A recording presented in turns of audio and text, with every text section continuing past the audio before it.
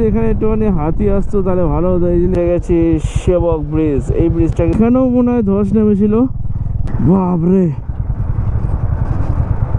লাইনটা একবার দেখো, লাইনটা দেখো, দৃশ্য দেখে না দাঁড়িয়ে আর পারলাম না। আরো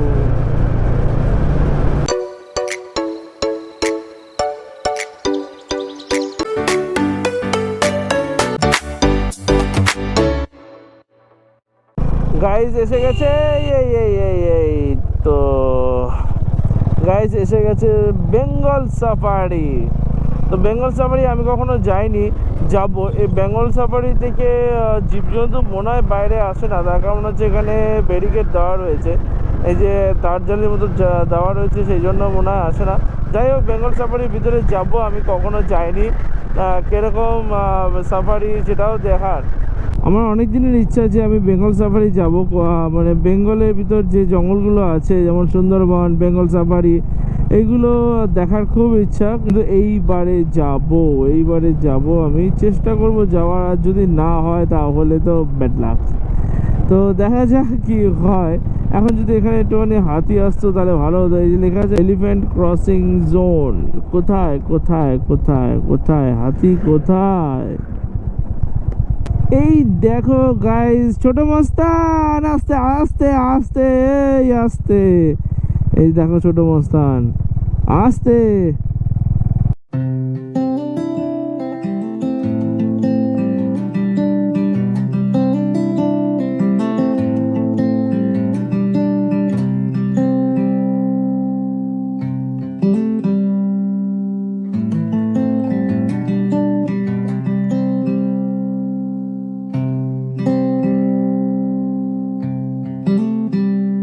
সো গাইস, পাহাড়ে ওঠা স্টার্ট হয়ে গেছে।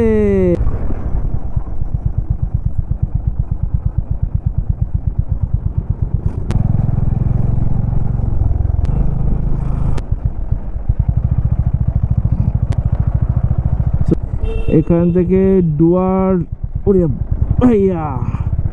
ডুয়ার্সের দিকে ট্রেন যায়, ডুয়ার্স, শিলচর, তারপরে ত্রিপুরা, এইসব জায়গায় যায় এই লাইন দিয়ে।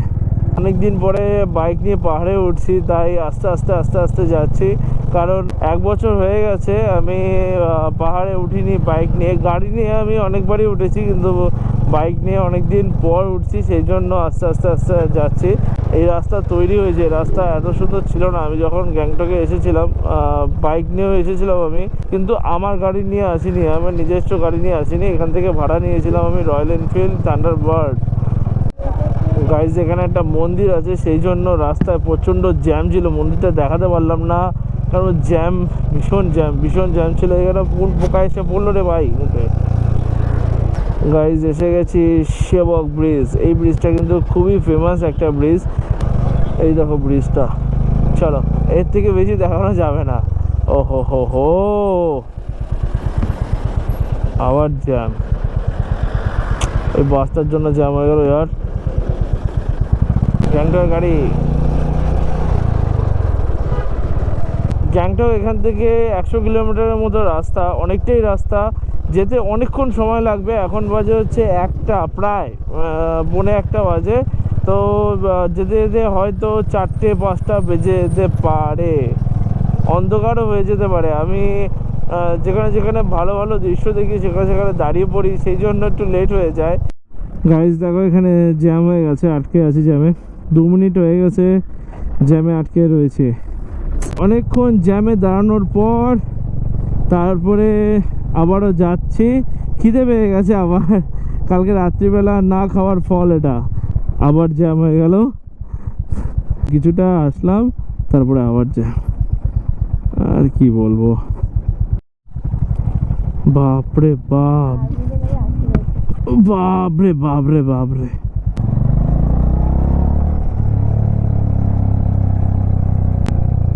গাইজ, এখানে কাজ চলছে, র্যান্ডাম কাজ চলছে, কারণ ট্রেন চালু হবে, ট্রেন চালু হওয়ার জন্য কাজ চলছে। ট্রেন চালু হয়ে গেলে এই বাস আর গাড়ির চাহিদাটা অনেকটাই কমে যাবে, সবাই ট্রেনেই যাবে বেশিরভাগ লোক। তো ট্রেনে একদিকে ভালো হবে, যেটা তাড়াতাড়ি পৌঁছে যাওয়া যাবে। আর ট্রেন চালু হলে আমিও একবার ট্রেনে যাব, পাহাড়ে ট্রেনে যেতে মজাই আলাদা। গাইস দেখো এই যে কাজ হচ্ছে ট্রেনের জন্য, উপরে ব্রিজ তৈরি হচ্ছে, উপর দিয়ে যাবে আর অনেকগুলো টানেল তৈরি হচ্ছে, টানেলের মধ্যে দিয়ে ট্রেনটা যাবে। তো দারুণ লাগবে, টানেলের ভিতর দিয়ে ট্রেন যাওয়ার মজাটাই আলাদা। এই যা গাইস লাইন দেখো, লাইন বাপরে বাপ, কত গাড়ির লাইন বাপরে। পাশেই তিস্তা নদী আর ওই যে দেখো এইখান দিয়ে গাড়ি আসছে, ওখান দিয়ে যেতে হবে, ওখান থেকে গাড়ি আসছে শুধু যাচ্ছে না। বাপরে ছেড়ে দিয়েছে, ওই দেখো নদী, কিন্তু জ্যামটা কিসের সেটা এখনো উদ্ধার করতে পারলাম না। এই দেখো নদী, তো পাহাড়টা রাফ গাড়ি চালানোর জন্য না, ধীরে সুস্থে। এই দেখো ইট বসিয়ে দিয়েছে, ইট, এইগুলো ভালো জিনিস, এগুলো সহজে ভাঙবে না। কিন্তু এর একটা খারাপ জিনিস আছে ইট বসানোর, যেটা হচ্ছে নিচে বসে যায় তখন উঁচু নিচু হয়ে যায়, ওটাই। এই দেখো ছোট মস্তান, এই এই কি ফেলা দিল, মানে কি বলবো। আর অনেকটাই দূর রয়েছে এখনো, হাফ রাস্তাও আসেনি শিলিগুড়ি থেকে এখনো। আর পাহাড়ে গাড়ি চালাতে বেশ দারুণ লাগছে, আমার অনেকদিন পরে পাহাড়ে গাড়ি চালাচ্ছে। আর পাশে যদি থাকে তিস্তা নদী তাহলে তো কোনো কথাই নেই, তাহলে রাইড ভালো হতেই হবে। এখানেও মনে হয় ধস নেমেছিল, কারণ আমি যখন পেপারে দেখেছিলাম অনেকটা জায়গা নিয়ে ধস নেমেছিল। জায়গাটা ঠিক কোথায় সেটা আমি জানি না, কিন্তু অনেকখানি জায়গা নিয়ে ধস নেমেছিল। ওরে বাপরে বাপরে বাপ।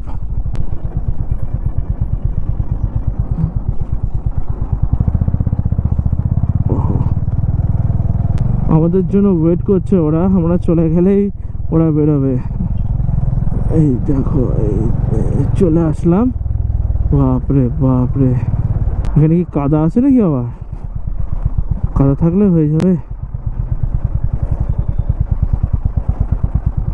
এই দেখো রাস্তা, ওহো ওহো,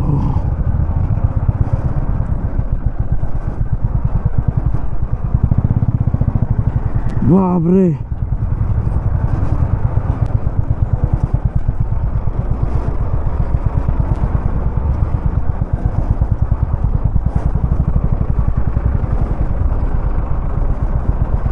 খুবই বাজে অবস্থা, খুবই বাজে অবস্থা। একটুখানি ভালো রাস্তা এসেছিল, আবারও খারাপ রাস্তা। আমি যখন আমার ভাইয়ের সাথে এসেছিলাম তখন যেমন রাস্তা ছিল এখনও ঠিক তেমনই রাস্তা আছে, কিছুটা বদলেছে, ম্যাক্সিমামটা সেরকমই আছে। তখনের সঙ্গে এখন একটা তফাৎ, যে তখন ছিল কাদা, এখন হচ্ছে ধুলো। সো গাইস জায়গাটার নাম হচ্ছে তিস্তা বাজার।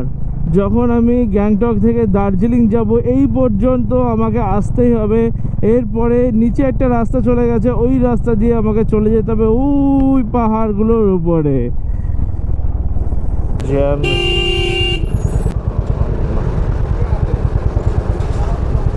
এই দেখো এই দেখো টানেল, এটা হচ্ছে ট্রেনের জন্য তৈরি হচ্ছে। আর জায়গাটার নাম হচ্ছে তিস্তা বাজার, এই যে তিস্তা নদী, আর এই ব্রিজটার নাম হচ্ছে তিস্তা ব্রিজ। চলো চলো, ওই পাহাড় থেকে এই পাহাড়ে চলে আসলাম ব্রিজের মাধ্যমে। গাইস নদীর জলটা দেখো কি সুন্দর লাগছে, ও দারুণ লাগছে, দারুণ লাগছে।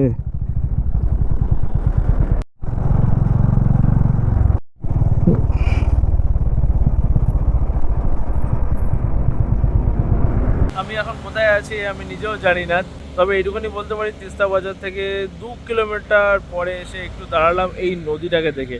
পিছনে দেখছো কি সুন্দর লাগছে নদীটাকে। যখন একটু দাঁড়ালাম তখন ভাবলাম যে একটুখানি চেনটা লিউপ করে নেওয়া যাক, কারণ কালকে থেকে গাড়ি চলছে, চেন লিউপ করা হয়নি। অলরেডি 500 কিলোমিটার হয়ে গেছে চেন লিউপ করার পরে। তো এভরি 500 কিলোমিটারে আমি চেনটা লিউপ করার চেষ্টা করি, কারণ তাহলে চেনটা ভালো থাকবে। আর পিছনের দৃশ্যটা একবার দেখো, আর এই দেখো এইটা দেখে আমি দাঁড়ালাম, কি সুন্দর লাগছে। জলের দেখো দুটো কালার, হালকা গ্রিন কালার রয়েছে আর একটা কালার রয়েছে গ্রে কালার। দারুণ লাগছে কিন্তু দুটো কালারের কম্বিনেশনে নদীটাকে। সো গাইস দুগ্গা দুগ্গা করে আবারও রওনা দিলাম। এবারে কিছু খেতে হবে কোথাও দাঁড়িয়ে। ও হো হো হো হো হো হো হো হো হো। আবার যা নাও, আবার দাঁড়িয়ে থাকো। কতক্ষণ দাঁড়াতে হবে কে জানে। এরকম করতে করতেই মনে হচ্ছে যেতে হবে এবারে। বাপরে বাবা, বাবা রে বাবা। ওই ওই ওই ওই ওই ওই ওই মনে হচ্ছে কাদা রয়েছে। এই আবার আটকে দিল নাকি?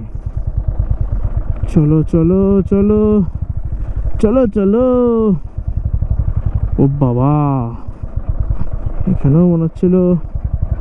এই এই ও বাপরে বাপ, এখানেও মনে হচ্ছে ধস নেমেছে। নিশ্চয়ই এখানেও ধস নেমেছিল। এই দেখো পুরো ভাঙা রয়েছে, নতুন করে তৈরি করছে। এটার জন্যই জ্যাম, এটার জন্য, এটা না থাকলে জ্যাম হতো না।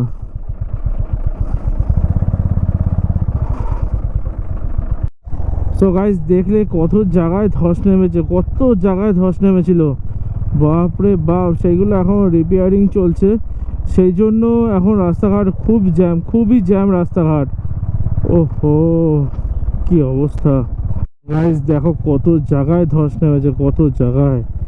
বাপরে বাপ, অনেকগুলো জায়গায় ধস নেমেছে। এখানেও দেখো কাজ চলছে।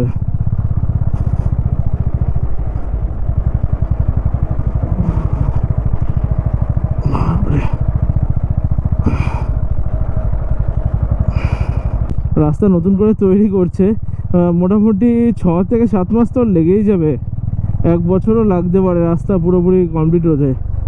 দেখো কত জায়গায় ধস নেমেছে, কত জায়গায়। আর গাইস গাইস গাইস, এই দেখো, এই দেখো নিচে নদীটা, দেখতে পারলে কি মনে হয় তো না, কিন্তু দারুণ লাগছে নদীটাকে। গ্যাংটক যে কবে পৌঁছাবো, 4টে তো বেজেই গেল। গ্যাংটক পৌঁছতে পৌঁছতে মনে হয় রাত হয়ে যাবে আজকে। গাইস ওইদিকে লাইনটা একবার দেখো, লাইনটা দেখো, বাপরে বাপ, বাজে অবস্থা, খুবই বাজে অবস্থা, খুবই বাজে অবস্থা। এই রাস্তা দিয়ে আমাকে আবার ফিরতে হবে। তো আমি ভাবছি সেদিন সকাল সকাল না বেরোলে কি অবস্থা হতে পারে আমার। তো আমি সকাল সকালই বেরোবো সেদিন। সিরিয়াসলি সিরিয়াসলি অনেকক্ষণ পরে রাস্তা পেয়েছি। খালি এখন চালাচ্ছি মোটামুটি 40 আর 50, কারণ পাহাড়ে বেশি জোরে চালানো ঠিক না। দেখো জায়গাটা দেখো, পুরো ফাঁকা। Wow, this is nice, this is nice. সত্যি সত্যি পুরো ফাঁকা, আমি ছাড়া আর কেউ নেই, আমার আগেও কেউ নেই, পিছেও কেউ নেই। এই দেখো, এই দেখো, আবারও রাস্তা খারাপ। চলো let's go, let's go for ride off-roading.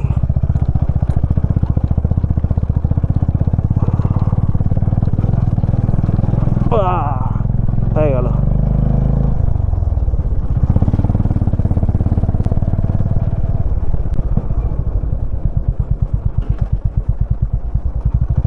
এই দেখো ধস নেমেছে, এই দেখো।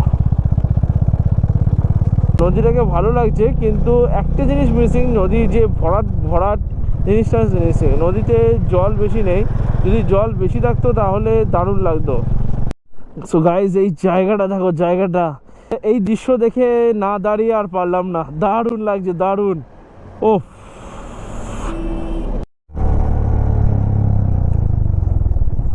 সো গাইজ কেমন লাগলো জায়গাটা? আমার তো বেশ দারুণ লাগলো, দারুণ লাগলো। গ্যাংটক এখনো 49 কিলোমিটার, অনেক দূর, অনেক দূর, এখনো অনেক দূর। যেতে যেতে রাত হয়ে যাবে, 6টা তো বাজবেই, 6টা 7টা বেজে যাবে। সো গাইস অনেকক্ষণ ধরে খিদে পেয়েছিল, কিন্তু খেতে পারছিলাম না, কেন এত ধুলোবালি ছিল, রাস্তায় জ্যাম ছিল, তোমরা দেখলে। তো অনেকক্ষণ পরে জ্যাম ছাড়িয়েছে, একটা রেস্টুরেন্টও পেয়েছি। আমি অর্ডার দিয়েছি হচ্ছে নুডলস। তো গাইস খাওয়া দাওয়া হয়ে গেছে, কিন্তু রাত হয়ে গেল। এখনো গ্যাংটক অনেকটাই দূর। তো এখন বাজে হচ্ছে 5টা 12। হয়তো গ্যাংটক পৌঁছতে পৌঁছতে 7টা বেজে যাবে, হয়তো, মেবি, দেখা যাক এবার কটা বাজে। অন্ধকারে কিন্তু পাহাড়ে রাইড করার মজাই আলাদা। আমি অনেকবারই অন্ধকারে পাহাড়ে রাইড করেছি, তো এর থেকে খতরনাক খতরনাক জায়গা দিয়ে রাইড করেছি পাহাড়ে। যত রাত বাড়ছে ততই ঠান্ডা বাড়ছে। তো এখন ঠান্ডা লাগছে, রীতিমতো ঠান্ডা লাগছে কিন্তু সো গাইস দেখো এখানে রাস্তা খারাপ, ওরে বাপরে।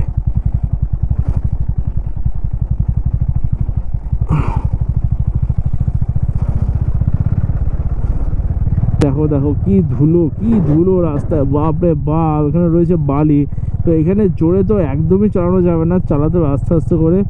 এখান থেকে গ্যাংটক 42 কিলোমিটার, 42। এখন অনেকটা দূর, যে গাড়ি যাচ্ছে ওখান দিয়ে যেতে হবে আমাকে।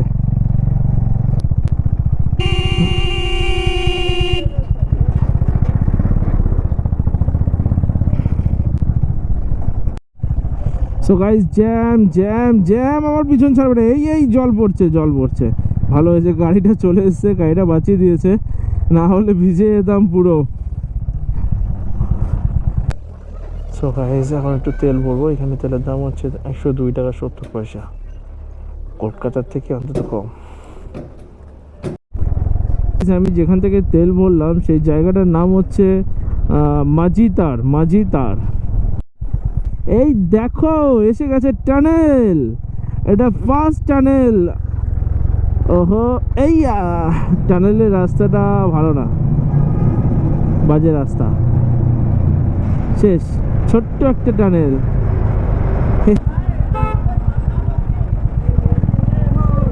ওহো, অতিরিক্ত খারাপ রাস্তা। নিচের দিকে রাস্তা খুবই খারাপ ছিল, সেটা আমি তোমাদের দেখাতে পারলাম না, কারণ ওই সময় সম্ভব ছিল না আমার গোপ্রো চালু করার। বাপরে বাপ, মারাত্মক রাস্তা ছিল। আসার সময় তোমাদের দেখাবো, এত খারাপ রাস্তা, এতটাই খারাপ রাস্তা কি বলবো। আর এই জায়গাটা যদি সকাল সকাল আসতে পারতাম তাহলে তোমাদের দেখাতাম এই জায়গাটা কতটা সুন্দর লাগে। তার কারণ হচ্ছে দেখো, এখন দেখিয়ে দিচ্ছি, দেখা যাবে না খুব একটা, দুপাশে ঘরবাড়ি, মাঝখান দিয়ে যাচ্ছে নদী। তো এই জায়গাটা সেই জন্য দারুণ লাগে। আমি যাব হচ্ছে সোজা, এখানে দুটো রাস্তা রয়েছে, একটা যাবে বাঁ দিকে আর একটা সোজা। সো গাইজ এই শহরটার নাম হচ্ছে সিংতাম। তো এটা হচ্ছে সিংতাম জংশন। এই জন্য পেট্রোল পাম্প রয়েছে, এখান থেকেও তেল ভরা যেত, তবে আমি ওখান থেকে তেল ভরে নিয়ে আসলাম, কারণ আমি তো জানি না কোথায় পেট্রোল পাম্প আছে সেরকমভাবে, কারণ আমি গাড়ি নিয়ে বলতে নিজস্ব বাইক নিয়ে আমি কখনো আসিনি।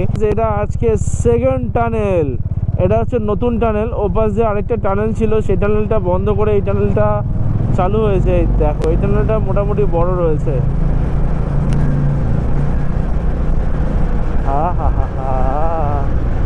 দারুণ।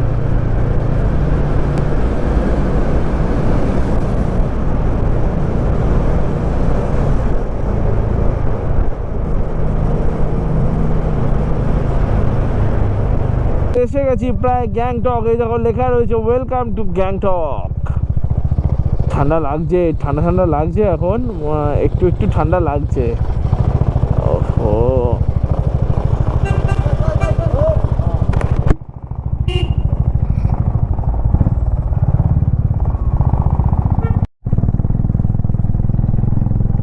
এসে গেছি গ্যাংটক। ওই যে দেখতে পাচ্ছ উপরে লাইট জ্বলছে, সবটা হচ্ছে গ্যাংটক শহর।